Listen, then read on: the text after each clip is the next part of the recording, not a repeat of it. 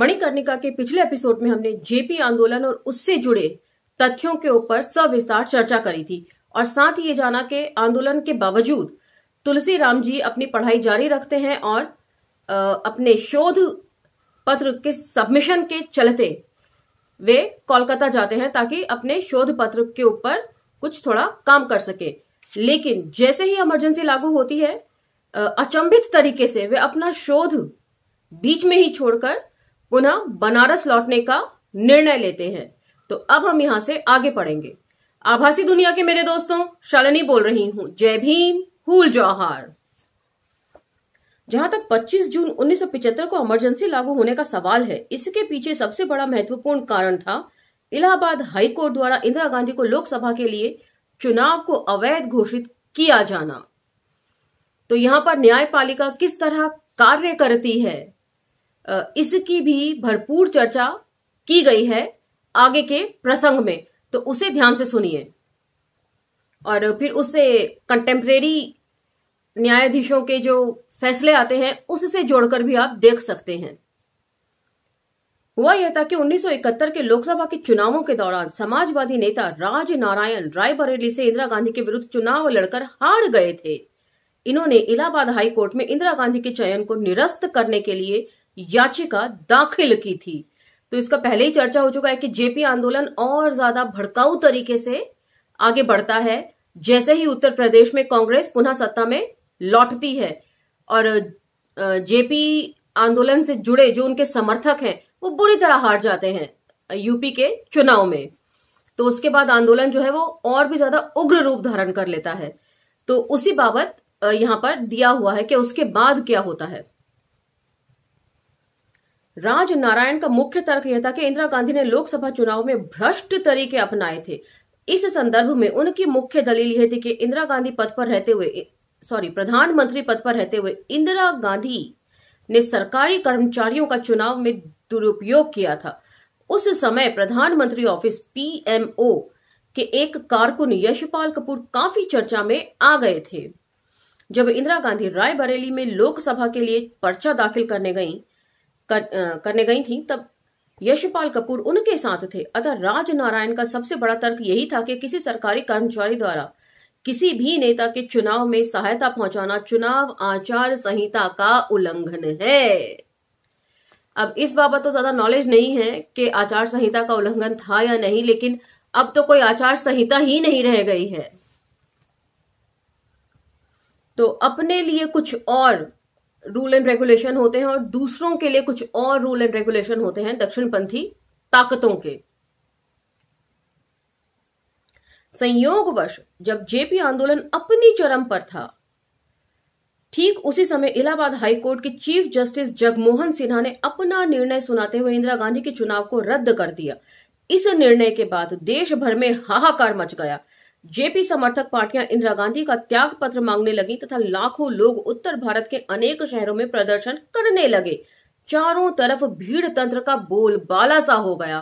पहले ही तुलसीराम जी स्पष्ट कर चुके हैं कि हारने के बाद यूपी चुनाव जो जेपी आंदोलन था उसने बहुत उग्र रूप धारण कर लिया था। शुरुआती दौर में सुप्रीम कोर्ट ने इंदिरा गांधी को राहत देते हुए इलाहाबाद हाई कोर्ट के जजमेंट को स्थगित कर दिया था। उस समय HR खन्ना सबसे सीनियर जज होने के कारण सुप्रीम कोर्ट के चीफ जस्टिस होने वाले थे, किंतु उनकी जगह उनसे जूनियर अजीत कुमार रे को चीफ जस्टिस बना दिया गया था। जस्टिस खन्ना के बारे में कहा जाता था कि वे RSS तथा जेपी समर्थक थे। तो राजनीति किस तरीके से अपने रूप धारण करती है इसकी यहां पर सविस्तार चर्चा है। जब इंदिरा गांधी सत्ता में थी तो अपने मन मुताबिक वे चयन किया करती थी किस तरह की प्रणाली होगी और उसको चलाने वाले लोग कौन होंगे। और आज जब दक्षिणपंथी ताकतें सत्ता पर हैं तब किस तरह के फैसले आ रहे हैं, कितने अवैज्ञानिक तर्क दिए जाते हैं खुद जजों द्वारा, ये भी हम देख ही रहे हैं। जेपी समर्थकों का इंदिरा गांधी पर यह आरोप था कि वे न्यायपालिका के क्षेत्र में हस्तक्षेप कर रही हैं और अब तो न्यायपालिका नाम की कोई चीज ही नहीं रह गई है। स्मरण रहे कि इससे पहले विपक्षी दलों के अनेक सांसद तथा विधायक त्याग पत्र दे चुके थे। उस समय ऐसा लगता था कि मानो देश में शासन प्रणाली एकदम ठप हो गई थी। उस विकट परिस्थिति में इंदिरा गांधी ने इमरजेंसी लागू करने का फैसला किया था। स्मरण रहे कि हर जगह भीड़ तंत्र जो है वो अपने हाथ पैर पसार रहा था। इमरजेंसी लागू होते ही हजारों जेपी समर्थक नेताओं तथा कार्यकर्ताओं को गिरफ्तार कर लिया गया। फिर भी फासिज्म के विरुद्ध कम्युनिस्ट कांग्रेस मुहिम जारी रही। कम्युनिस्ट पार्टी की नीति के अनुसार मैं हर जगह इमरजेंसी का समर्थन करता तथा फासिस्ट विरोधी सभा सम्मेलनों के आयोजन में बनारस से लेकर लखनऊ तक हिस्सा लेने जाता रहा। उस गहन फासिस्ट विरोधी अभियान के दौरान पटना में एक विश्व स्तरीय फासिस्ट विरोधी सम्मेलन आयोजित किया गया, जो 25 नवंबर 1975 को शुरू हुआ और 3 दिन तक चलता रहा। इस सम्मेलन में भारत के कोने कोने से लगभग 10,000 प्रतिनिधियों ने हिस्सा लिया। सोवियत संघ समेत तमाम कम्युनिस्ट देशों से 100 से ज्यादा प्रतिनिधियों ने हिस्सा लिया था। बीएचयू से आए एक 25 सदस्यीय प्रतिनिधि मंडल में मैं भी शामिल था। सम्मेलन में कुछ कांग्रेसी कार्यकर्ता भी आए थे। हमारे प्रतिनिधि मंडल में इसकस से संबंधित अधिकतर बीएचयू के प्रोफेसर थे। सम्मेलन में जाने से पहले हम vice chancellor doctor Kalu Shrimali ji से मिले। डॉक्टर श्रीमाली ने हमें निर्देश दिया था कि सम्मेलन के उद्घाटन के समय आ रहे तत्कालीन कांग्रेस अध्यक्ष देवकांत बरुआ से मिलकर हम उन्हें ये बताएं कि कुलपति महोदय किस तरह बीएचयू में सांप्रदायिकता तथा फांसीवादी शक्तियों से लड़ रहे थे। इस मामले में वो प्रसंग स्मरण रहे जब ये जो डॉक्टर कालू लाल श्रीमाली जी हैं, उनको बीएचयू के जो छात्र हैं जो आरएसएस से संबंध रखते थे, वे उनके साथ मारपीट करते हैं।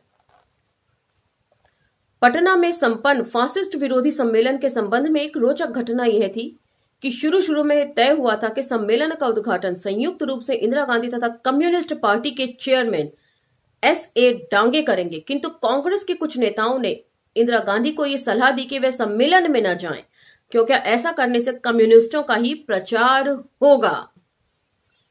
तो राजनीति किस किस तरीके से होती है और किस किस तरीके से डिसीजंस होते हैं, ये बड़ा रोचक तथ्य है यहां पर जानना कि समर्थन भी चाहिए, लेकिन यह भी डर रहता है कि कहीं दूसरी पार्टी का ज्यादा प्रचार ना हो जाए। अतः अंतिम क्षणों में इंदिरा गांधी ने उस सम्मेलन में भाग लेने से अपनी असमर्थता जता दी। इसलिए उनके बदले देवकांत बरुआ उद्घाटन समारोह में शामिल हुए। 25 नवंबर 1975 की शाम को 4 बजे फासिस्ट विरोधी सम्मेलन का उद्घाटन होने वाला था। उस दिन सुबह 10 बजे हम बीएचयू का एक 10 सदस्यीय प्रतिनिधि मंडल लेकर देवकांत बरुआ से मिले। बरुआ तत्कालीन बिहार के मुख्यमंत्री जगन्नाथ मिश्र के निवास पर ठहरे हुए थे। उनसे मिलकर हमारे प्रतिनिधि मंडल के साथी दीपक मलिक तथा नरेंद्र प्रसाद सिन्हा ने श्रीमाली जी की भूमिका के बारे में बरुआ से बातचीत की। बरुआ से बातचीत में हम काफी तल्लीन हो गए थे। मुझे वे बहुत बातूनी व्यक्ति लगे। वे किसी बात को पूरा नहीं सुनते थे, बीच में ही खुद टपक पड़ते थे। हमारी वार्ता कुछ ज्यादा देर तक चलती रही। अंततः बगल में बैठे जगन्नाथ मिश्र को मैंने देखा कि उन्होंने बरुआ की ओर घूरते हुए अपनी एक आंख दबाकर मूड़ी हिला दी। इसमें छिपे मतलब के अनुसार हमारी वार्ता बंद हो गई। जब तक हम उनके घर से बाहर निकल आए तो सभी ने एक स्वर में बनारसी लहजे में कहा कि यह तो जगन्नाथ मिश्रा का काइयापन था। पटना के राजेंद्र मैदान में विशाल क्षेत्र में दर्जनों तंबू गाड़े गए थे। मुख्य पांडाल सबसे बड़ा था, जिसमें 10,000 लोग बैठ सकते थे। अतः शाम के 4 बजे फासिस्ट विरोधी सम्मेलन का भव्य उद्घाटन समारोह शुरू हो गया। सबसे पहले कांग्रेस अध्यक्ष देवकांत बरुआ ने उद्घाटन भाषण दिया। बरुआ उस समय काफी चर्चा में इसलिए हो गए थे क्योंकि उन्होंने इंदिरा गांधी की एक नई परिभाषा दी, जिसमें उन्होंने कहा था कि Indira is India and India is Indira. तो मैं समझती हूं इस तरह की भक्ति भी ठीक नहीं है।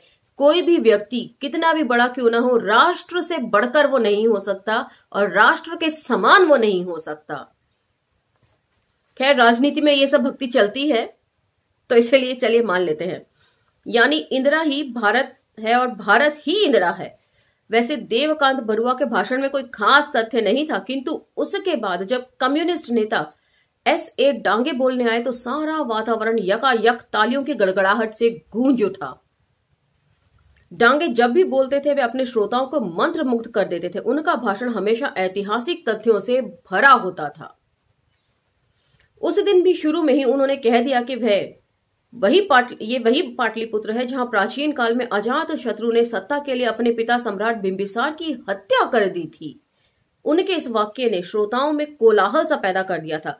उन्होंने इटली तथा जर्मनी में फांसीवाद के विकास क्रम की व्याख्या करते हुए जेपी आंदोलन को जनतंत्र विरोधी बताया। तो किस तरीके से, मैंने आपको पहले ही ये सब कुछ एक्सप्लेन कर दिया है कि किस तरीके से फांसीवाद और नाजीवाद इटली और जर्मनी में उसकी शुरुआत हुई और उसका मकसद क्या था। समाजवादी और साम्यवादी विरोधी ताकतें थी वो, समाजवाद और साम्यवाद से उन्हें उतना विरोध नहीं था जितना उन्हें कम्युनिज्म से विरोध जताते थे वो लोग। तो यहां पर जाहिर सी बात है, कम्युनिस्ट नेता होने के नाते डांगे जी जो हैं वो इन सब बातों को एक्सप्लेन करेंगे ही। और साथ ही उन्होंने संसद भी खत्म कर दी थी और एकदम तानाशाह हो गए थे दोनों, बेनितो मुसोलिनी और एडोल्फ हिटलर। इसके बारे में हमने भरपूर चर्चा करी थी, मेरे ख्याल से 2 वीडियो पहले। तो यहां पर उसका आप संदर्भ जोड़ सकते हैं।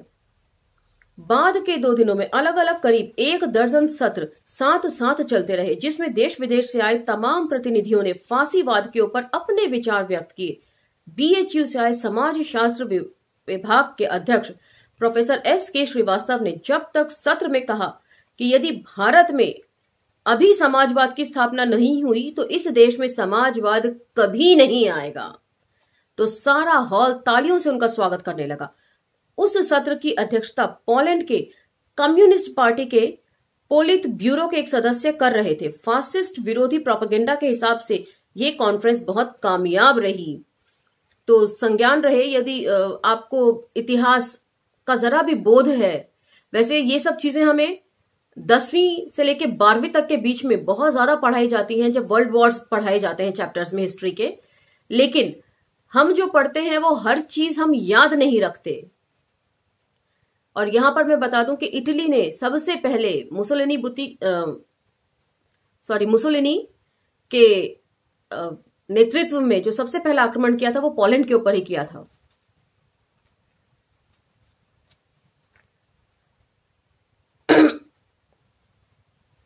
इस कॉन्फ्रेंस के बाद में जॉर्जी दिमित्रेव द्वारा दी गई परिभाषा fascism is the terrorist dictatorship of finance capital, यानी फांसीवाद वित्तीय पूंजी का आतंकी तानाशाही होता है, जो हमेशा छात्रों के बीच दोहराया करता था। बिल्कुल, फांसीवाद वित्तीय पूंजी का आतंकी तानाशाह होता है। और ये बात आज आप देख सकते हैं किस प्रकार पूंजी जो है वो इस चीज को बढ़ावा दे रही है हर चीज में। जैसे पहले टाटा बिरला था, अब अडानी अंबानी है। और ये सारा का सारा जो है ये हमेशा फांसीवादी ताकतों को ही आगे बढ़ाती रही हैं। स्मरण रहे कि जॉर्जी दिमित्रेव बुल्गारिया के कम्युनिस्ट पार्टी के जनरल सेक्रेटरी थे। सन 1935 में मॉस्को में संपन्न कम्युनिस्ट इंटरनेशनल की 7वीं एवं अंतिम कांग्रेस में यूरोप में उभरते फांसीवादी विचारों पर गहन बहस हुई थी। इसी कांग्रेस में जॉर्जी दिमित्रेव ने फांसीवाद को उपरोक्त रूप में परिभाषित किया था। विचारधारा के स्तर पर पार्टी द्वारा चलाई गई फांसीवादी विरोधी मुहिम के चलते एक तरह से मुझे फासिस्ट आइडियोलॉजी के बारे में दक्षता हासिल हो गई थी। और इस आत्मकथा को पढ़ते पढ़ते हम अपने आप को दक्षता हासिल करने वालों में से तो नहीं गिन सकते, हाँ, लेकिन पहले के मुकाबले अब यदि हमसे कोई इन सब मुद्दों के ऊपर बात करे तो हमें पता होगा कि क्या मुद्दे हैं और उस पर किस तरह की प्रतिक्रिया हमें देनी है। पहले के मुकाबले मैं समझती हूँ इस आत्मकथा की बदौलत हम लोग भी थोड़े राजनीतिक विचारों में अब सक्षम होते जा रहे हैं। तो यहां पर ये 6ठे उपखंड का दूसरा भाग भी समाप्त होता है और 6ठे उपखंड का तीसरा भाग अत्यंत महत्वपूर्ण है, क्योंकि ये दलित प्रश्नों को खड़ा करता है कम्युनिस्ट पार्टियों के अंदर, तो उसे देखना न भूलें। तब तक लाइक, शेयर, सब्सक्राइब करते रहें। धन्यवाद।